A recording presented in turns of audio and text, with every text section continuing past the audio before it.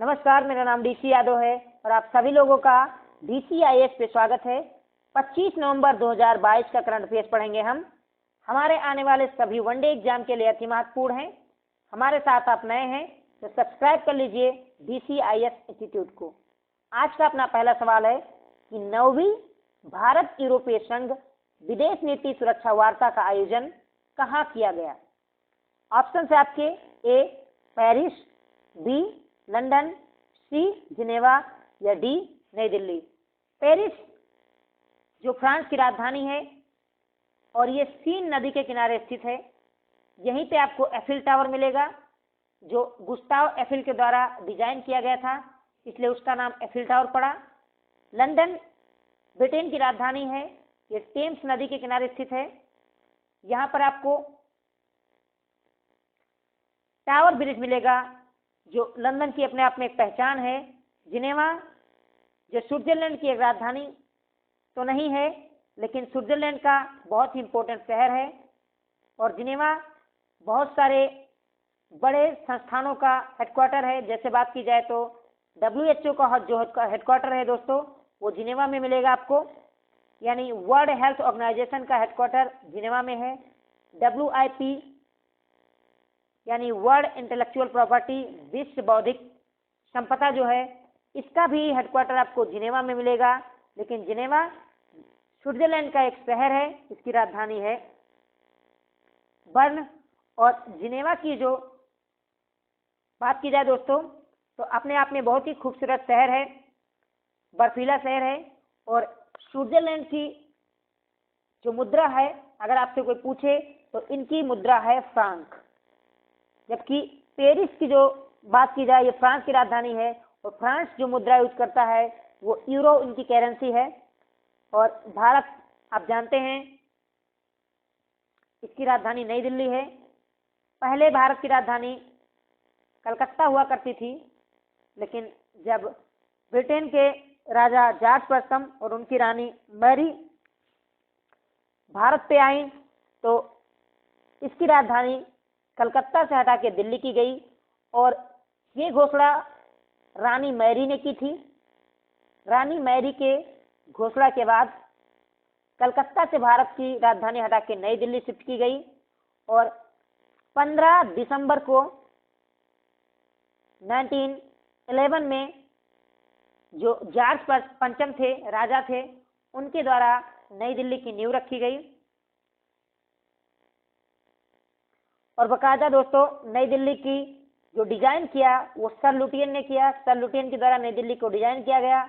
रानी Mary के द्वारा घोषणा की गई, जॉर्ज प्रथम के द्वारा आधारशिला रखा गया और आगे चल के 13 फरवरी को 1921 में नई दिल्ली पूरे तरीके से राजधानी बन के तैयार हुई और लॉर्ड इरविन उस समय भारत के गवर्नर जनरल थे, उनके द्वारा इसका उद्घाटन किया गया।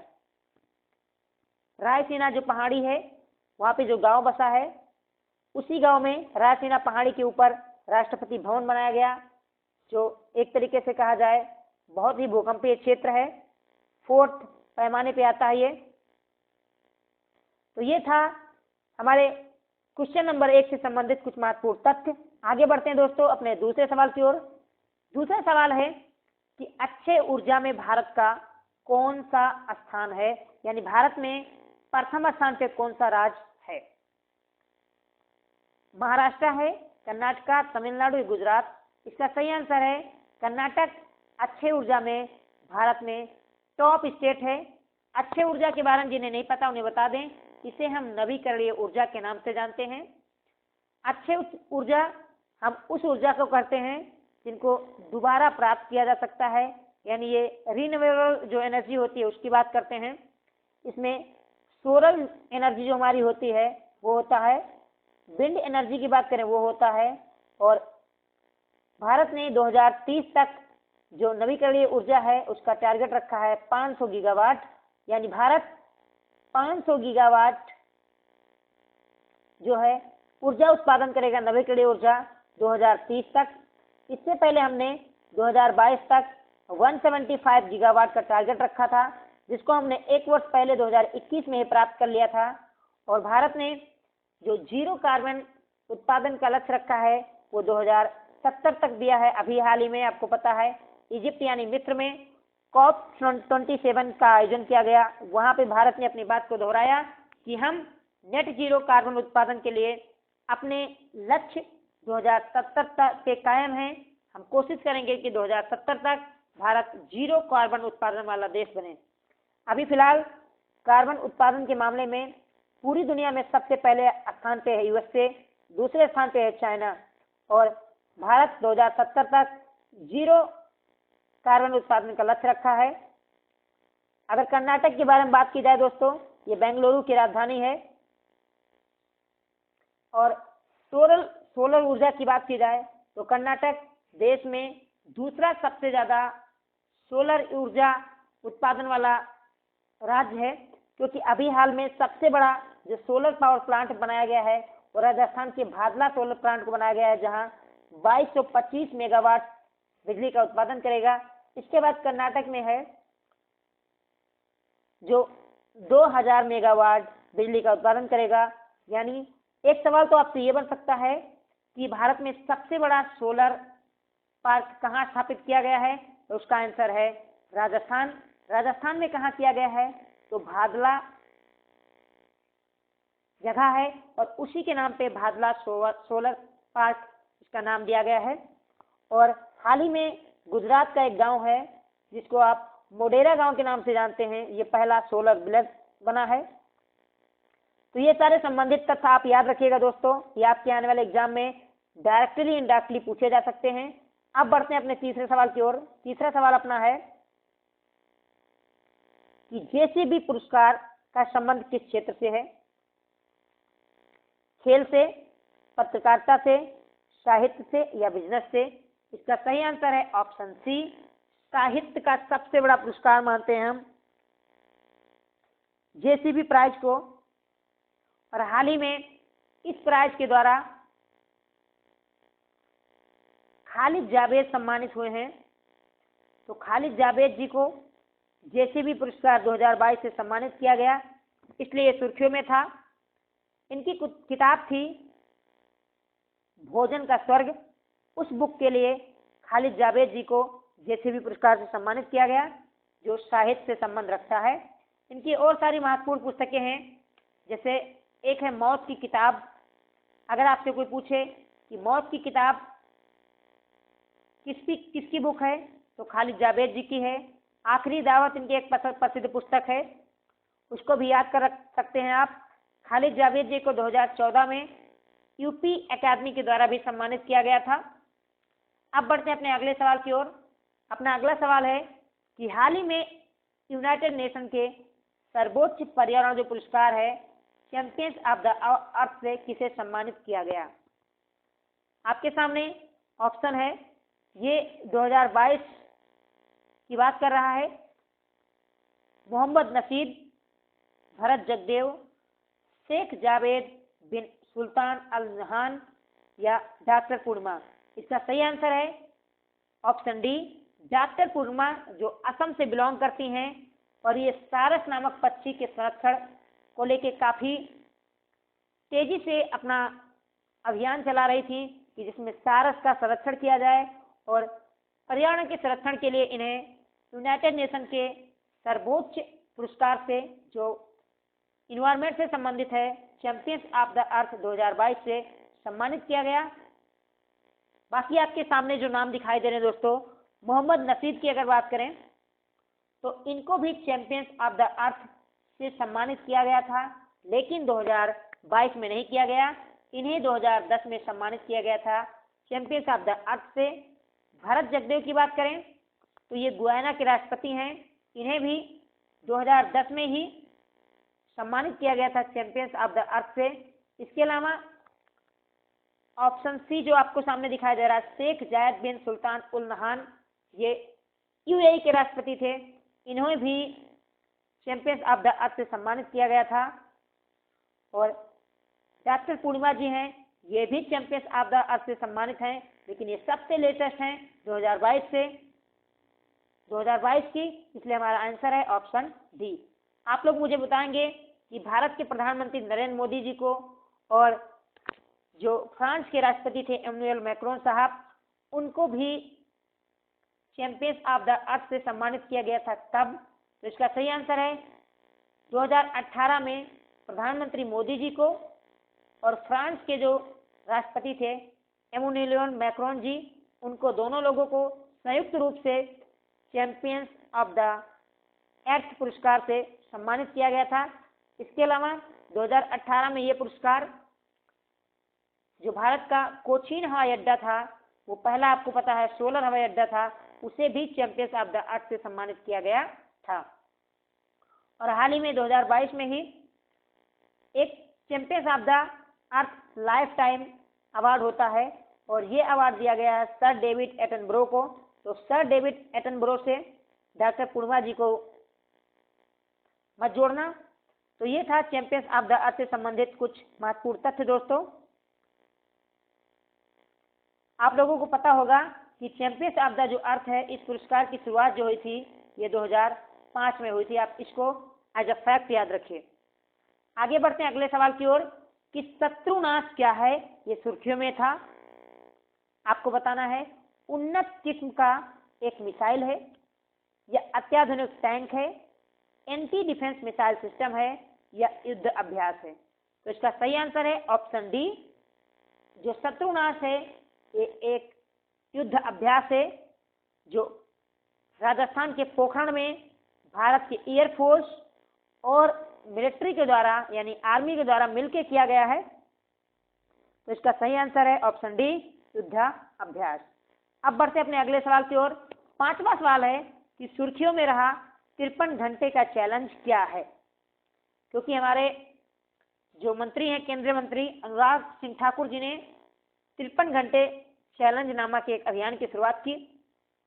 ये किससे संबंधित है? लघु फिल्मों से, बी गणित के सवालों से, सी पगबाधा रेस से या डी इनमें से कोई नहीं। इसका सही आंसर ऑप्शन ये 53 घंटे में जो लघु फिल्में हैं इनका निर्माण करके एक चैलेंज स्थापित करने, जो एक चैलेंज दिया था कि 53 घंटे में आपको एक लघु फिल्म बनाना है। क्योंकि 53वां जो राष्ट्रीय फिल्म महोत्सव आयोजित हो रहा है ये 20 तारीख से लेकर 28 नवंबर तक चलेगा गोवा में। तो वहां पे अनुराग ठाकुर जी गए थे और उन्होंने एक शुरुआत की 53 घंटे का चैलेंज जो लघु फिल्मों से संबंधित है। अगला सवाल है कि हाल ही में बाबू मणि का निधन हो गया, इनका संबंध किस खेल से था? तो बाबू मणि जी पूर्व फुटबॉल खिलाड़ी थे, इसलिए सही आंसर है ऑप्शन बी, फुटबॉल। आपको पता होगा दोस्तों, इस समय फुटबॉल से याद आया कि कतर में जो आपको पता है पश्चिमी एशिया का देश है, अरबियन कंट्री है, वहां पर फीफा वर्ल्ड कप चल रहा है 2022 का और एशिया में दूसरी बार फीफा का आयोजन हो रहा है। इससे पहले सन 2002 में जापान और कोरिया ने मिलकर इसका आयोजन किया था और अब 2022 में दूसरी बार फीफा की मेजबानी कर रहा है कतर और पहली बार कोई मुस्लिम कंट्री फीफा का एशिया में मेजबानी कर रहा है। तो ये था फुटबॉल से संबंधित कुछ तथ्य। अब बढ़ते हैं दोस्तों अपने अगले सवाल की ओर। इंडो पैसिफिक का रीजनल डायलॉग का चौथा संस्करण कहाँ आयोजित किया गया? टोक्यो जो जापान की राजधानी है, बी कैनबरा जो ऑस्ट्रेलिया की राजधानी है, C new Delhi state of India capital of India या डी हवाई द्वीप जो आपको अमेरिका में मिलेगा, पैसिफिक ओशन से एकदम सटा हुआ एक द्वीप है जो अमेरिका का हिस्सा है। तो आपको बताना है इनमें में से कहाँ हुआ। इसका सही आंसर है ऑप्शन सी, भारत की राजधानी नई दिल्ली में इंडो पैसिफिक रीजनल डायलॉग का चौथा संस्करण आयोजित किया गया। तो सही आंसर है ऑप्शन डी, दिल्ली। जिन्हें नहीं पता हो दोस्तों बता दें कि हिंद महासागर और प्रशांत महासागर का जो क्षेत्र होता है उसे ही इंडो पैसिफिक रीजन कहा जाता है। अब बढ़ते अपने अगले सवाल की ओर। अपना अगला सवाल है कि आरबीआई ने किन दो बैंकों को रूस के साथ रुपए में व्यापार करने की अनुमति दे दी है? यानी आपको पता है कि रसिया जो है इसका आधिकारिक जो मुद्रा है यह है रूबल। अब रूबल पे बैन लगा रखा है अमेरिका ने, सॉरी डॉलर पे बैन लगा रखा है अमेरिका में। तो हम व्यापार रूबल या रुपया में ही कर सकते हैं, डॉलर का यूज नहीं कर सकते हैं। ऐसे में रुपए के व्यापार के लिए आरबीआई ने जो आपके सामने ऑप्शन ये है, एचडीएफसी बैंक और कैनरा बैंक, इन दो बैंकों को अनुमति दे दी है आरबीआई यानी रिजर्व बैंक ऑफ इंडिया ने कि आप रसिया के साथ रुपए और रूबल में व्यापार कर सकते हैं। तो इसका सही आंसर है ऑप्शन ए। बात अगर दोस्तों आरबीआई की जाए तो आपको पता होगा कि आरबीआई की स्थापना 1 अप्रैल 1935 को की गई थी आरबीआई एक्ट 1934 के तहत। और एक सवाल आपसे हमेशा पूछा जाता है कि आरबीआई की स्थापना किसके सिफारिश से की गई थी। तो 1926 में दरअसल एक यंग हिल्टन समिति आई थी, यंग हिल्टन समिति आई थी। उस समिति ने सिफारिश की थी कि एक केंद्रीय बैंक की स्थापना की जाए देश के अंदर। तो उसके बाद क्या होता है कि 1934 में बकायदा एक्ट लाया जाता है, आरबीआई एक्ट, और इसी एक्ट के तहत 1 अप्रैल 1935 को आरबीआई की स्थापना की जाती है। बकायदा आरबीआई के जो पहले गवर्नर होते हैं वो ओसबोर्न स्मिथ होते हैं। ओसबोर्न स्मिथ ये आरबीआई के फर्स्ट गवर्नर थे। प्रेजेंट टाइम में जो गवर्नर हैं वो शक्तिकांत दास जी हैं, जो पूर्व रिटायर्ड आईएएस ऑफिसर हैं। और ये शक्तिकांत दास जो जी हैं ये 25 नंबर के आरबीआई गवर्नर हैं।